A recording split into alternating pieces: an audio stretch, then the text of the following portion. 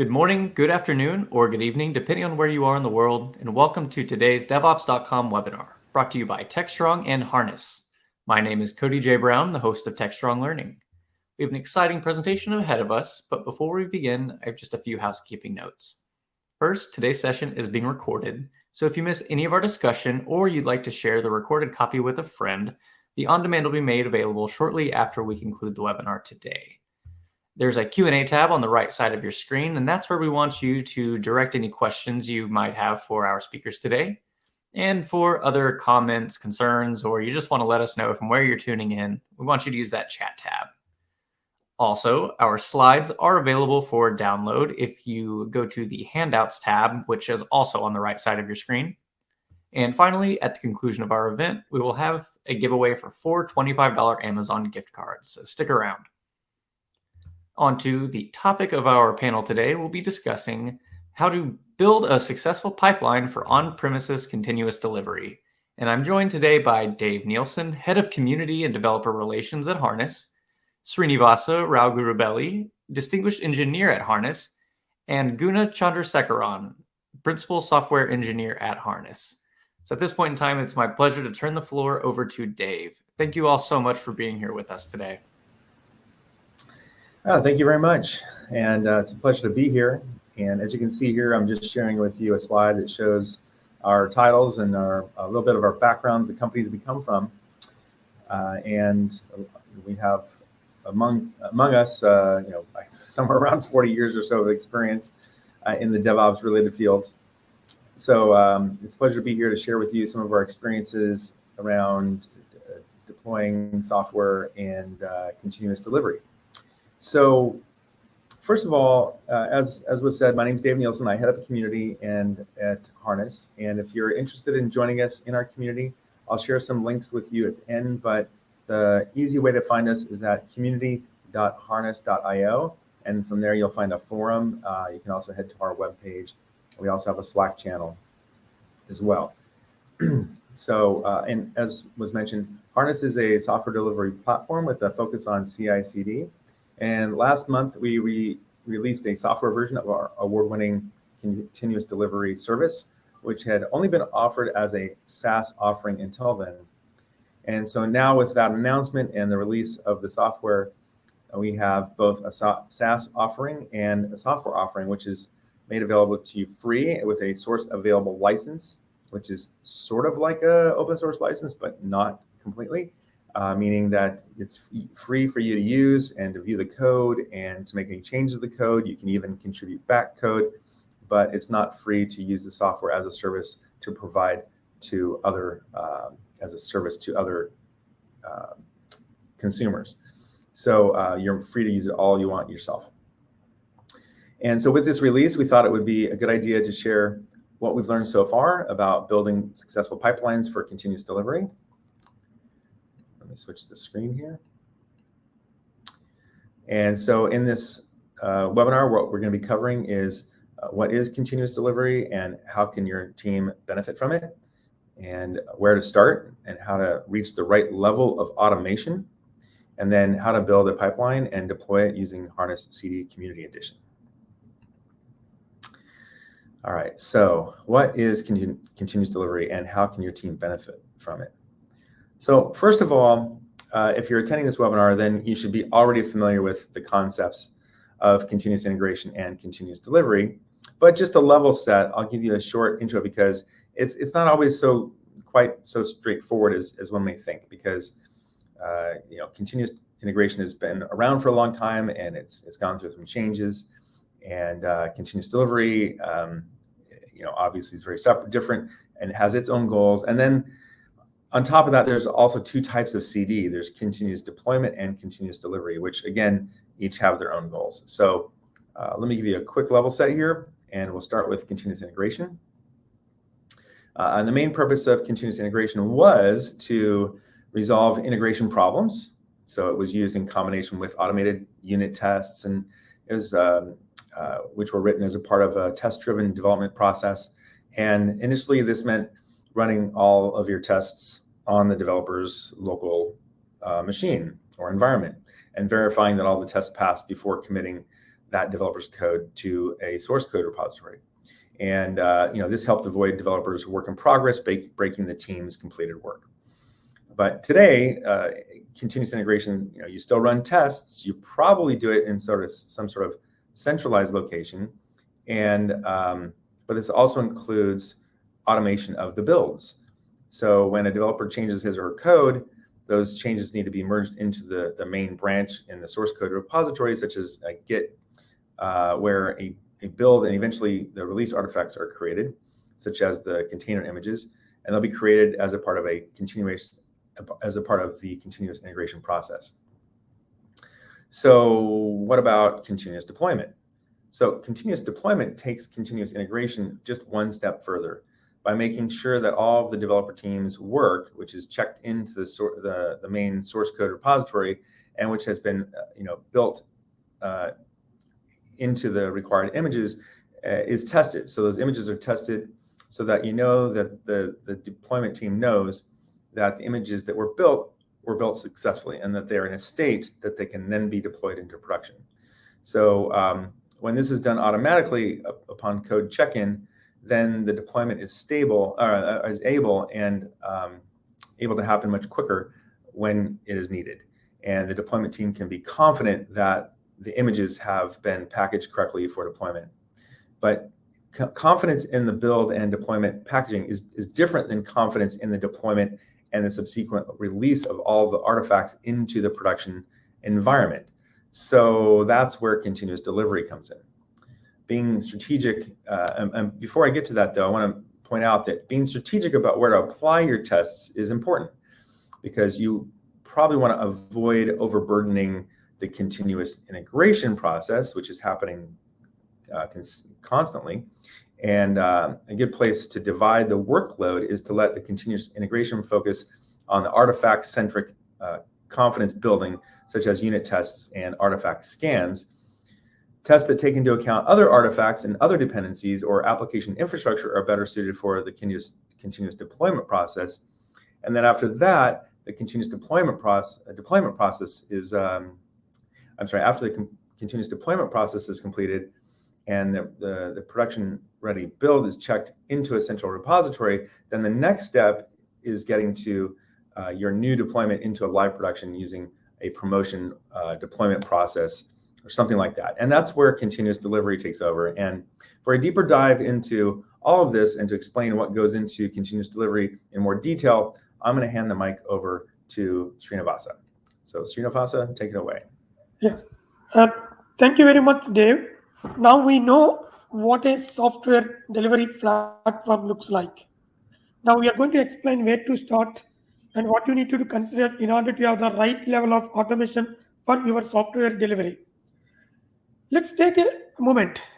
The life cycle starts with one person.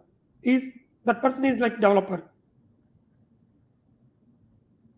So I'm going to go over the life cycle. What is a developer writes the code, and then developer writes the code and modifies the code. And after developer writes the code, modifies the code, in a regular life cycle, what will happen is he pushes this code to the Git repository, right? And then what will happen is after pushing the Git repository, he is going to create a PR environment. And there are two things it is going to happen at this stage, fourth stage. One, when you're at the fourth step, you are actually building the artifact, and you are pushing that artifact to any artifact server. For example, it could be Docker Hub or Elm repository or Artifactory. At this stage, after pushing the artifact, then usually this is called as a CI, continuous integration. What we'll do after this step, usually you trigger a build or a deployment. You trigger a deployment that is usually like a manual deployment to production by writing the set of scripts. So you could think about that here. This is a simple CI/CD lifecycle, but is it good enough? I don't think so. But these days we need to add more than that. One is like, for example, security scan to make sure that the new code an artifact does not have any vulnerabilities.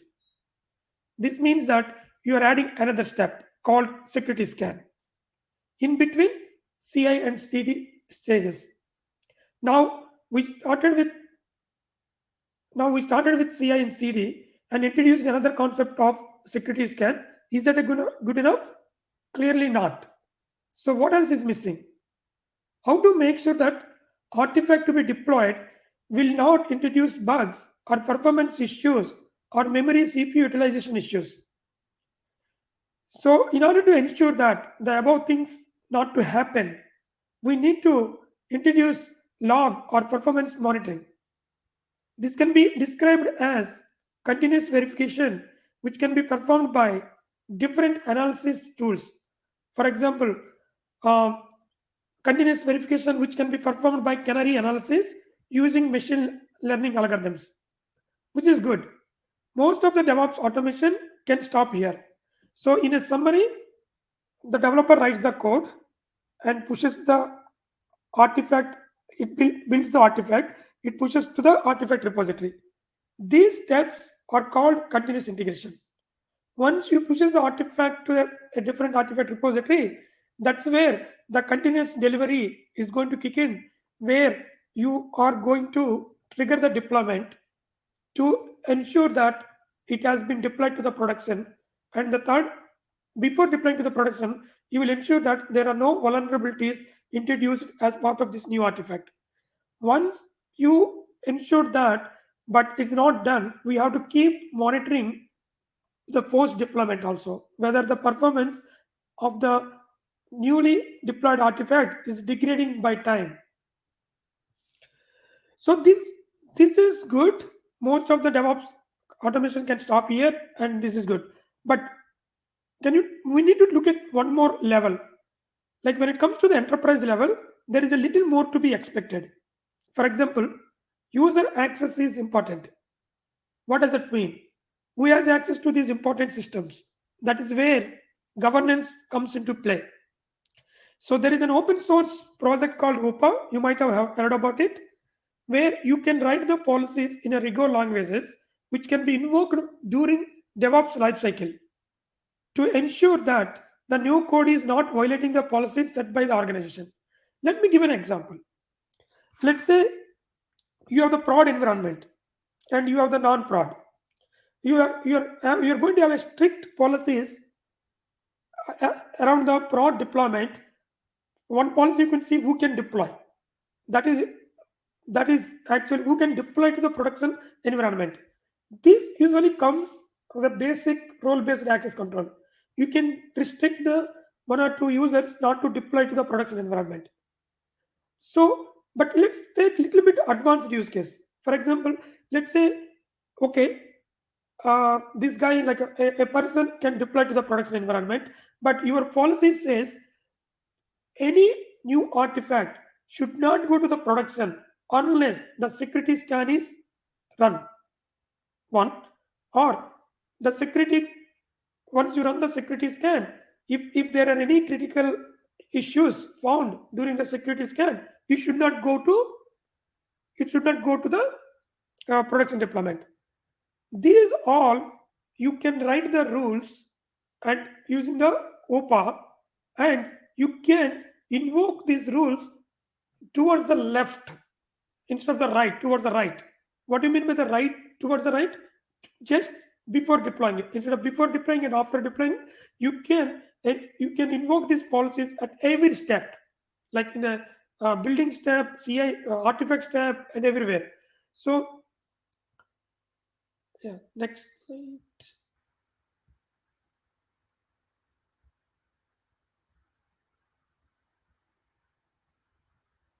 Now, next slide. Dave, next. Okay, so let's talk about how to build our pipeline. Now you have seen what kind of automation is needed. Let's talk about one aspect in the life cycle: continuous deployment. There are three main questions to answer. Anybody, if you want to do the continuous deployment, actually there are three main questions. The first question is what I am deploying it. Consists of two things. The image contains the source code and manifest, which defines the desired state in your Kubernetes cluster. I'm taking example as a Kubernetes cluster here. Basically, what does it? The first step you need to know is the artifact to be deployed and the configuration around to deploy that artifact. The second thing is what I'm deploying it. The second question is where to deploy. The it is in the third, but say the second question is where to deploy the target environment. Basically, the Kubernetes cluster and the namespace. So that is basically like where you need to run your applications. Like you need to run in the different clusters and how many pods you need to run it. What is the scaling and everything? What are the credentials to access that deploy? Now the third question is how to orchestrate the deployment. This is the what usually many open source or commercial tools come up with the workflow steps. It's the steps in a general life cycle. Usually, what is the life cycle of that? You have a new artifact, you deploy to the lower environments. The lower environments is nothing but the dev QA, and then you will deploy to the pre-prod environment, which is like staging. But before going to prod, you need to have an approval. So it consists of three steps: deploy to lower environments and have an approval in place, and the deploy to prod. Once you have answered these three questions, then you are ready to build a pipeline and start doing the deployment on premises with Harness CD.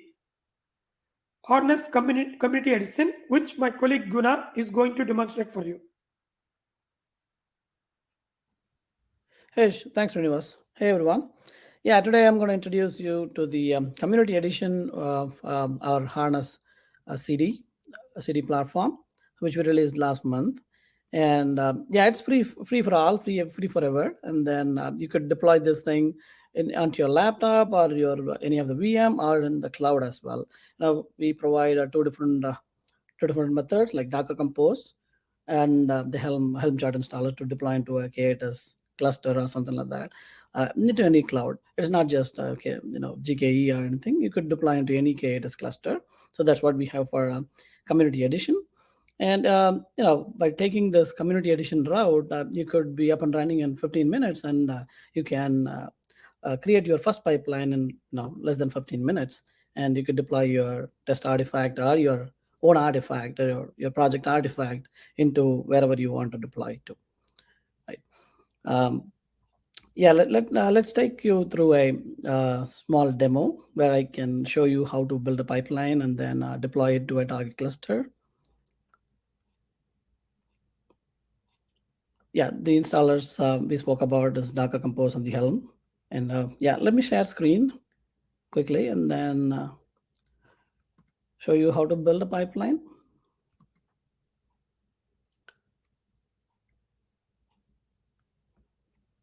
All right. So here's where you could find our Harness CD Community Edition code, the installer code. It is under GitHub Harness. Inside Harness, you will see a pinned repository, which is called Harness CD Community. So if you go into that, we have, as I mentioned, we have two different types, Docker Compose and Helm. For this demo, I'm going to take Docker Compose method. And yeah, I'm not going to go through all the installation steps here. I have a pre-installed version of it. I'm going to just share it with you. You could do it on your laptop or on a VM, as I mentioned. So this is running on a VM. And yeah, right now I can see all the services came up healthy. And yeah, once you install following those steps, there's a very, very simple step, git clone and then just do a Docker Compose upd into the repository. And it should be up in like 3 to 4 minutes and you'll be all ready. And you can see the status like this, Docker PS, and you will see all the services up and ready in a healthy state. And let's go to so if you access via the IP address or the host name that you provided when you installed,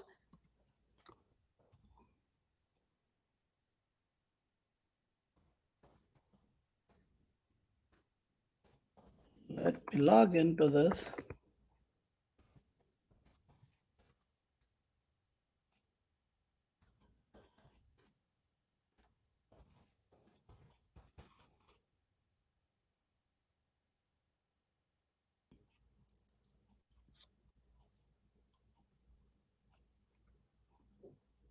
Okay, so that's how your CD community edition looks like. And then you could create a project, and let's create a pipeline. So to create a pipeline, I'm going to follow a very simple quick start guide that we have put together under ngdocs.harness.io.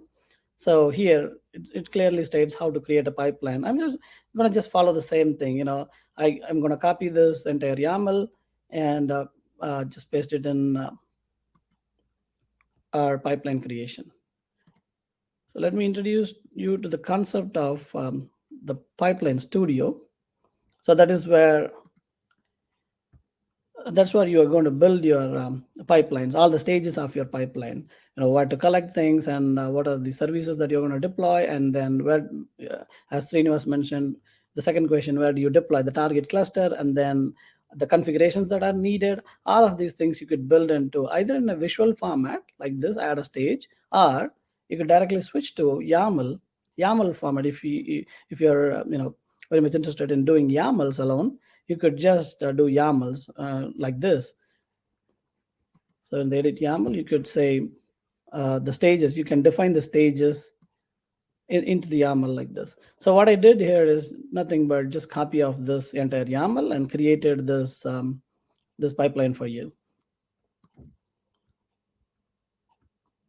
So in this stage, we have if you switch back to visual, it just says a single stage, a CD stage, demo stage. It has all of these concepts where you're defining a service, you're defining infrastructure, and you're defining what has to be done, like deploy steps. So let's go through one by one. So in this, it could be your service name. Right now, I'm going to deploy a simple Nginx artifact into a target cluster. So for this Nginx deployment, I am picking up a manifest from the GitHub. So it just says to deploy a simple service and the deployment of Nginx, right? So that's what it is, and it's pretty simple. So for that, you're going to tell the name of the service and then the manifest. Where is the manifest coming from? So this is the location, as you see, content and examples. So this is the location where content and examples application Nginx dash app YAML. So I just put it here. Let's see what it takes to create the manifest connectors, right? So I'm specifying a manifest. So for this, you need a connector, GitHub connector. So I'm trying to introduce you to the concept of connectors. So you need connectors for all these things. So let's go back to our project setup and see the connectors that I've created for you in this demo. So one is the GitHub connector, where you provide authentication credentials for GitHub. And then if you just see this, the details offered, just a repository connection type, and then where you want to go, which GitHub repository is this. And then in your manifest, while you're doing the manifest, you could provide the exact path of the manifest that is available out there. So for next step is just provide your credentials, and then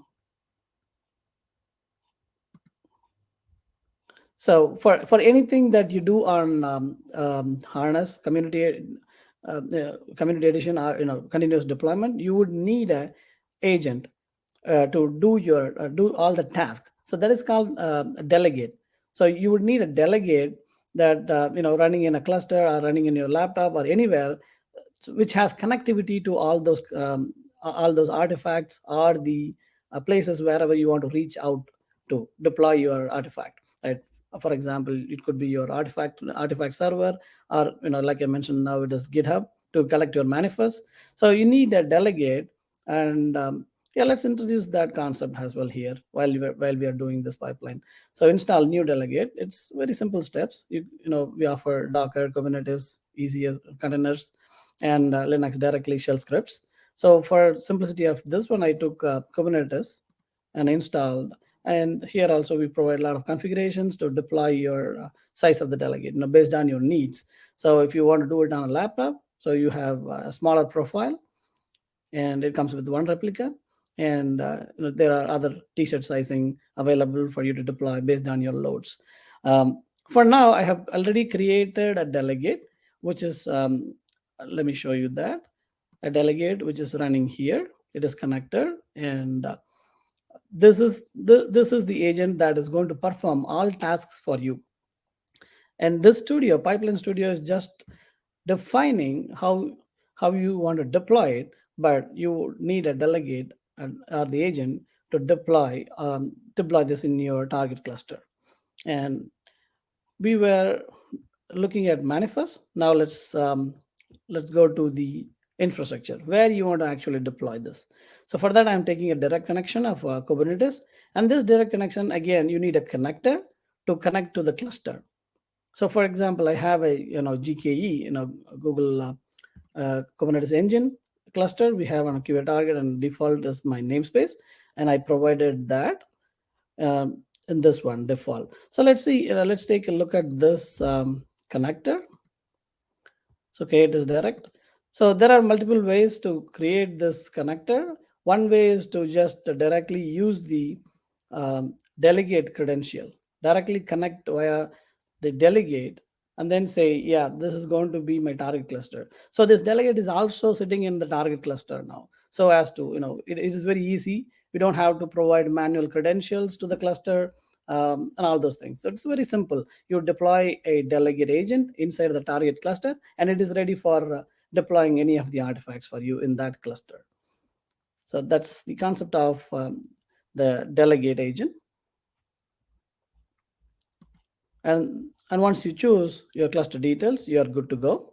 And then this is the main part, the execution part. What do you have to do? What kind of deployment are you doing? Right now, I'm doing a rollout, just a simple k8s apply rollout. And here you could do a canary deployment, a blue-green deployment, or whatever you want. If I just say add step, you will see all different varieties of deployment, canary deployment, and BG swap services. All of these different types of deploy steps you could do. But for simplicity of this demo, I've taken just k8s apply rollout deployment. And let's see, let's run this one and see if it actually deploys our artifact. Run pipeline. So this is usually the view, but you could switch to a console view where you're focused on watching the logs. So in the first step, it is actually fetching the file from the manifest that I provided, and it initialized. In the preparation step, it says, what is the current release number? Previous successful release was 8, and it was deploying my Nginx. So should I go back and check if my Nginx deployment was done or not? All right. So I see my Nginx, it is deployed successfully. And then the moment it got into a steady state, it was waiting for a steady state. And yeah, so all of these things, B89FX, CF2, C2, 8XJ, are those actually the ones? Yes, B89FX, C2F, and 8X. These are the replicas, and all of them reached a steady state, and we're good. So it wrapped up our deployment. So this is about how quickly you could deploy an artifact. The artifact deployed here is a simple Nginx. And let me introduce you another concept of auto rollback, right? So let me go back to the Pipeline Studio and quickly add a rollback step. So a rollback step is already added for this demo, and it did not kick out here because there was no failure, right? So let me induce a failure here. As Srinivas mentioned, in the pipeline stages, is that enough to have only deploy? But there was another thing called verification side, right? Let me try to introduce a verification step. Let's say verify if the deployment is good or not. And in this one, I'm not going to do anything. I'm just going to deliberately fail this step and see if rollback kicks in. Okay, I'm deliberately failing this. The shell script exit 1 is failure. So let's see.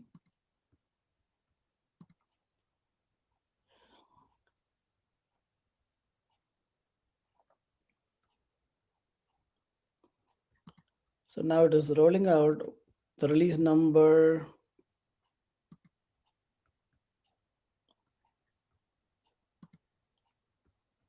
Current release number is 10, previous successful release is 9.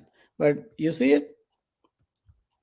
It is a failure. If I go back to the visual mode, assume there is a performance degradation happened while you're doing the monitoring. After you deploy a canary, you're monitoring it for like 10 minutes or 15 minutes, and then you see there are more log-based monitoring or the performance-based monitoring. You see something not right, and your ML algorithms are failing this pipeline. And the moment it failed the pipeline, the rollback kicked in. And then it does a rollback of the rolling back to release 9. So if you see in the rollout plan, it said the successful release, previous release was 9. Previous successful release is 9. So current release number is 10. So the rollback step automatically identifies the previous one, and then it rolls it back to the same version. So now the rolling back to release 9. So let's see what happens when I, set this to just pass. So exit 0 is a success criteria. So if the verification is going to be passing, we'll deploy it again and then see if the rollout happens. And in here,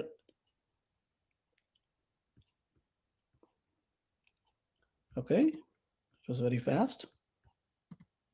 And you see this one, current release number is 10, previous successful release is 9. It skipped the 10 because we know that release 10 was not good. It failed. So it always keeps, even if now rollback happens, it will roll it back to release 9, not to 10. So now the verify step said, yeah, all good. There is no rollback. So this is how you could automate your automated rollbacks and then deployments with simple pipeline. So with that, I conclude the demo, and back to you, Dave. Okay, great. Thanks. Let's see. Let's get back to the slides. There we go. Okay, so this slide right here, I think, summarizes some of what you just described, I believe. Isn't that correct, Guna? Yes, that's right. Yeah. Okay, so I won't go over the slide again, but I did want to point out that if you look along the pipeline there, you can see that there's more than what we've covered here as a part of your pipeline. For example, in addition to continuous integration and continuous delivery, you might also have some sort of evaluation of, once you've deployed into production, how many containers or how many resources are you using, and is that above normal? Are there resources that are not being consumed, and maybe you can shut down? So there's some evaluation you might want to do there on cost. And there's also testing overall reliability of your overall system. And even you might even take it as far as with feature flags, where you might have continuously delivered your artifacts into production. So you're now running in the new version of your code in production. But instead of having everything turned on all at once, you can use feature flags to turn on new features after the production has occurred. In other words, you keep the new features turned off, and then you can turn those new features on when you're ready. And this is really important for, let's say you're doing a big press release, or there's some big announcement you want to make, and you don't want to turn on the new features before the announcement has occurred. But you might want to have all of your production in place so that all of the new code and all of the new artifacts are deployed into production and everything's ready to go. And all you need to do is flip a flag to on, and those new features are now available to you. And you can do that right at the release of your press release, or perhaps you can do that to a particular audience that you're trying to reach. You can even do that to a subset of your audience so that only certain users are trying out those features. And so there's a lot more I could go into around feature flags, but the point is that just because you've deployed and delivered your software to on-prem, or I'm sorry, to production, it doesn't mean that you're done necessarily with your testing. There's a lot more you can do. Okay, so if you'd like to check out the community edition of Harness CD, like I said before, I want to be very clear that this is free. There's no strings attached. There's you can download the software, you can take a look at the source code, you can change the source code, you can collaborate with us on it, you can contribute code back, and we call it, well, it is a license that we are using is a Polyform license. It is a source available license. It is not open source. However, we have a page where you can go and find out which one of our projects are open source and which ones are source available. So if you go to harness.io/open-source, you'll see there that we specify which one of our projects are open source and which one of them are source available. You can also take a look and see the different ways in which you can use Harness CD Community Edition. If you go to harness.io/pricing/module=CD, you see all of the different ways you can use Harness CD. And of course, where you really should go is just go straight to the GitHub repo and at github.com/harness/harness-cd-community, and that's where you'll be able to get the code and download it and run it on your laptop or your machine or wherever you want to. And again, there's no sign up required. You don't have to tell us you're using it, just like any other source available project. And you can run it on a single VM or on your laptop or anywhere that you just need about 3 gigabytes of RAM and 2 CPUs or more.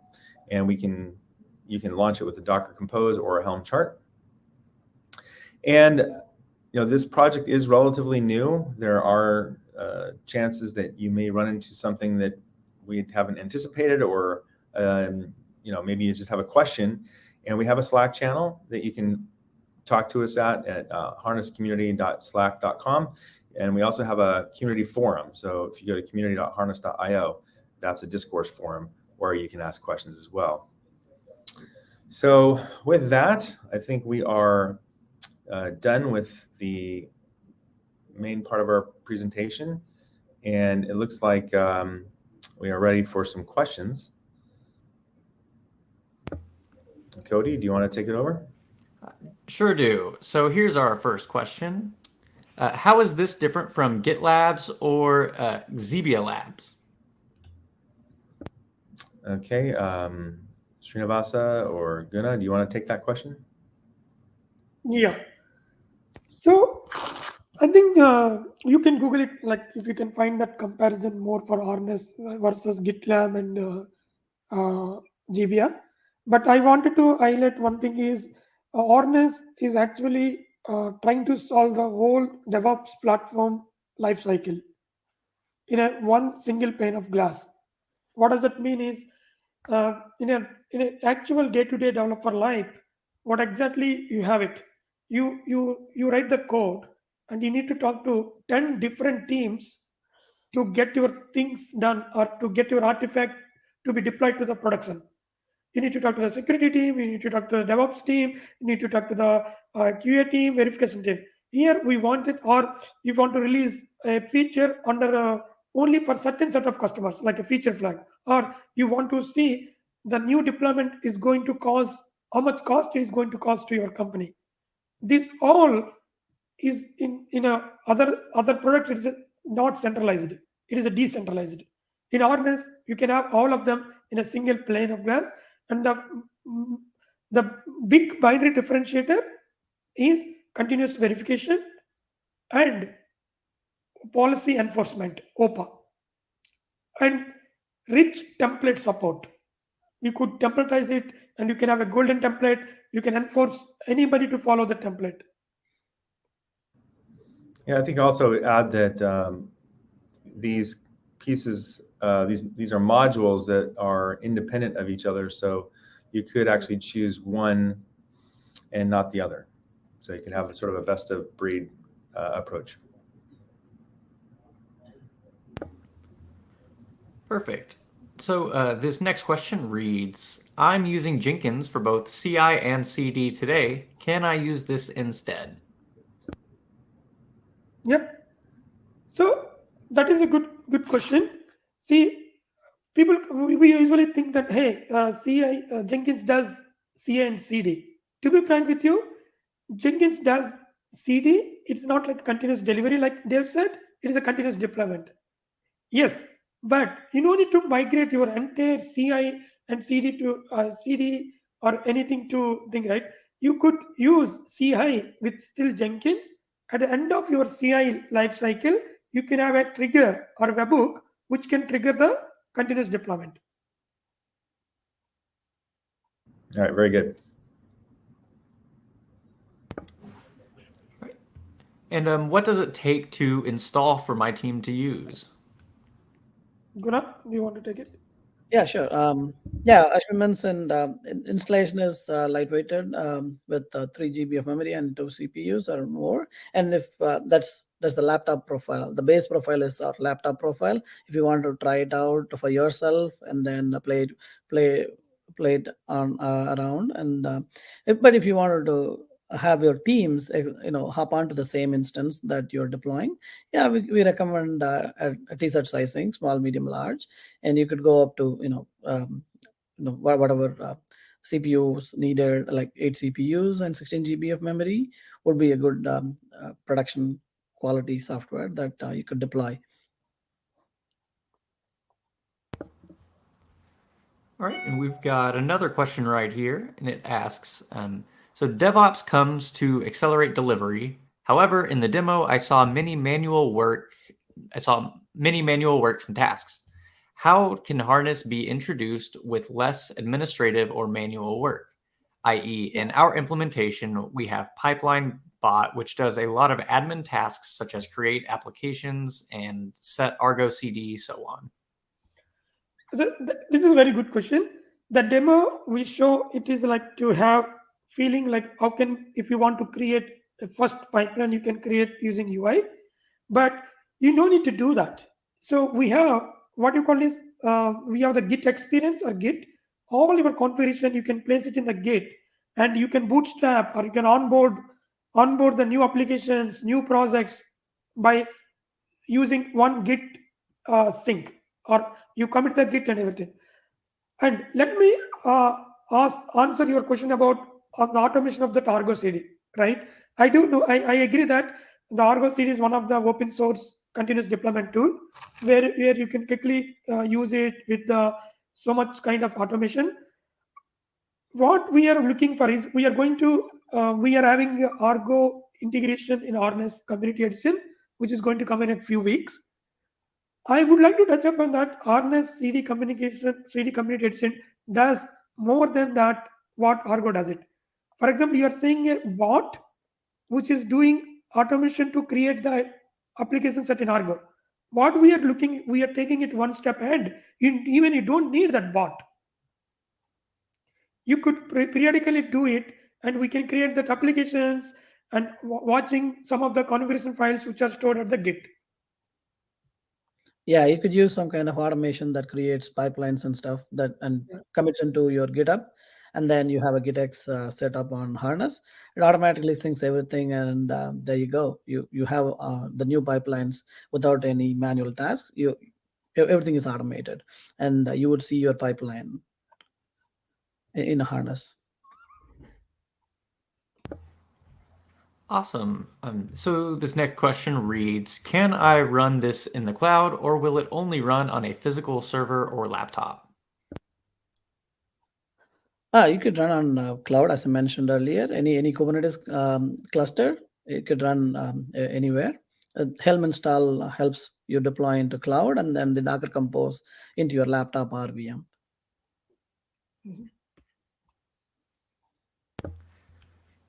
Right. And then we have one final question at this moment, and it reads, could you talk about the most recent component of Harness, SRM?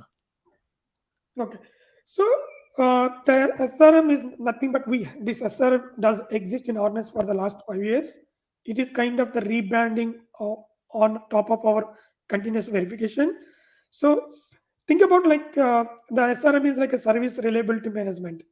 Now, if you see the life cycle, we have the monitoring tools. Then the monitoring tools, like for example, log analysis and the application monitoring tools, that can be now the people talking about those monitoring tools in terms of observability.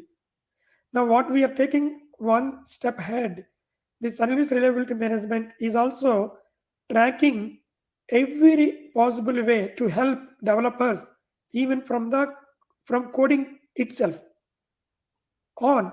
And um, um, and one more thing is, like, another thing is how to track, like for example, one new feature I would like to talk about. Let's say there is a production issue. How can you quickly help to reproduce that issue? So you can leverage this tool to keep track of, to exactly, it will show you the stack trace where this issue is getting initiated and how to fix it also. That is one. And there is another part of it. We use a lot of machine learning algorithms to find it out, or to compare with your previous deployment with the current deployment, to find out any anomalies that this new deployment is going to cause. Dave, we can have more like SRM presentations in future to talk about more, but this is kind of summary. Yeah.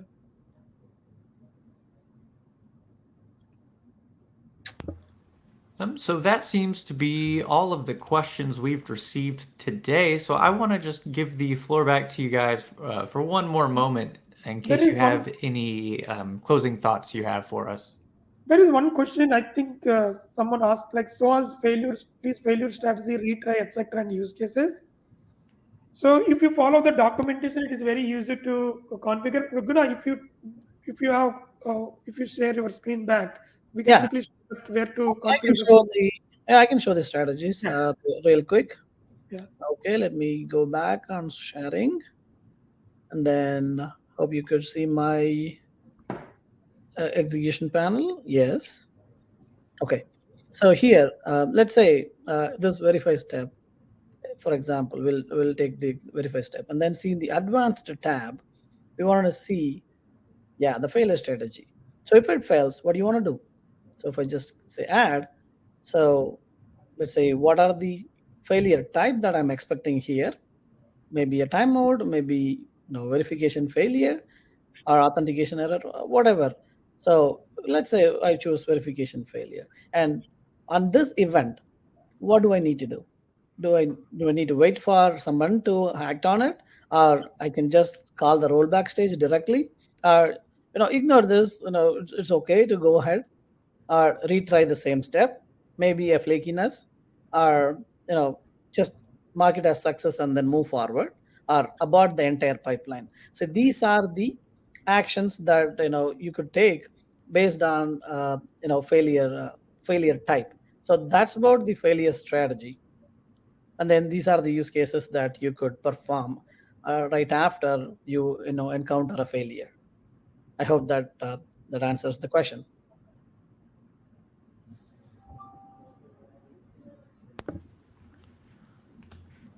All right. So while we wait for just a couple more seconds for any last minute questions, I'll go ahead and announce our Amazon gift card winners. So the first winner of our $25 Amazon gift card is Anita L. Our second winner is Carrie B. Our third winner is Nizar S. And our fourth winner is Yvonne B. So congratulations. Keep an eye on your inbox to claim that gift card. And if you don't receive an email, just check your spam folder. So have you guys seen any more questions come in? So there is one question. how much does Harness loosely couple that it can integrate with our DevSecOps services? Yeah. So if you think about those kinds of questions, like Guna and we are saying it right, we there are others. We usually call it as a third party integrations. Harness can integrate with any third party as long as the third party supports any kind of the API, like REST API or it has its a client, SDK client. Okay. So to answer your question, you can have a step as a self-script step. You can integrate with your those tools, or if it is a prominent tool, Ornus can quickly build, or in future you can yourself can add a plugin to integrate those third-party tools.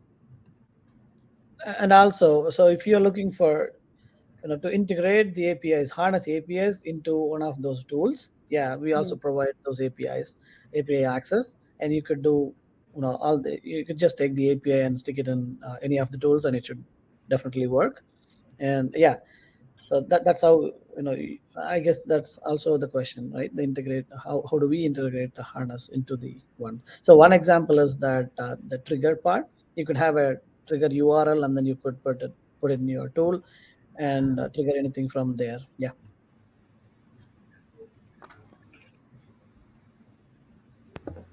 Awesome. So do you guys have any closing thoughts before we wrap up for the day? I just want to one last time just reiterate, we'd love to hear from you. This is a community project. We call it community project for a reason, because we do intend to let lots of people use it for free, and you can do whatever you want with it. But we'd love to hear from you as well. Like, what are you doing with it? Have you had any use cases that you'd like to share with us? Or if you have any trouble, we'd certainly like to hear about that. If you want to help us with the documentation or contribute even contribute some code back. Yes, it's not completely open source, like you can go and take it and run it as a service and sell it to your customers, but it is in all those other ways in which you can contribute, and we would love to hear from you. So, and if you have any thoughts on how to make a better successful pipeline for continuous delivery, we're always interested in that conversation as well. And you can just reach out to us directly. If you want to just send a general email, you can send one to community@harness.io, and that will come to me, and I can direct it to the right person.